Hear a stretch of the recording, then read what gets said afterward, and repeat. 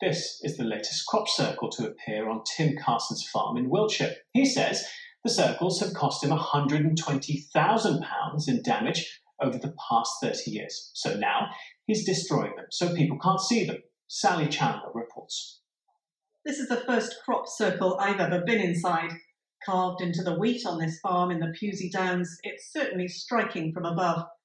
But look more closely and it's more than a mysterious sight. It's a real pain in the neck for the farmer. And a lot of these seeds will, within a couple of days, now it's had some moisture, they will start growing. And if next year, you have a barley or oilseed rape crop, you're going to have wheat coming up in it as well. Tim Carson has had more than 100 crop circles on his land over the last 27 years. Back in the 1990s, the crowds were so huge, he decided to cash in. I did put a sign up to try and discourage people, but obviously the need is to go and stand in the circle. And so we started charging yesterday, and it hasn't deterred anyone at all. Many have tried to recreate the circles. Some want to believe they're the work of aliens. Then it would hover and then gradually, sort of, if you can imagine it, materialise into a saucer-shaped object and then gradually come down, hover. Then probes would come out of the sides and probe into the crop. But in 2017, for Tim Carson, the novelty's worn off. We don't like cutting it out because obviously you're cutting out more standing wheat as well, because within formations you've got flat wheat and standing wheat. And if we cut them out, then you cut everything out. So, I'm destroying more crop than is necessary. But, it does stop people, traipsing through your crops.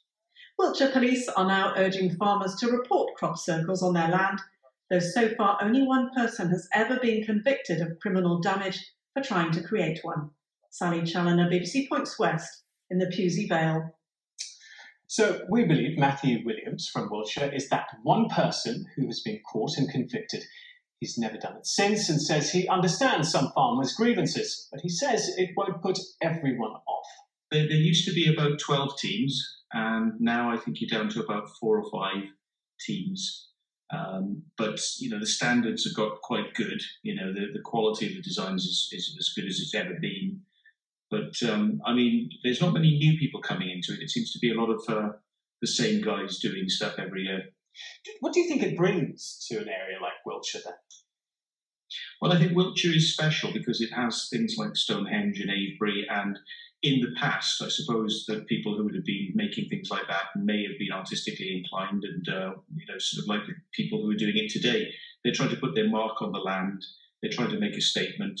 They're hoping people are going to come and maybe get something spiritual from it and open their eyes and see something unusual, in the night sky. So you do think what Tim Carson's doing by chopping down the crops is actually going to stop artists from carrying on doing this?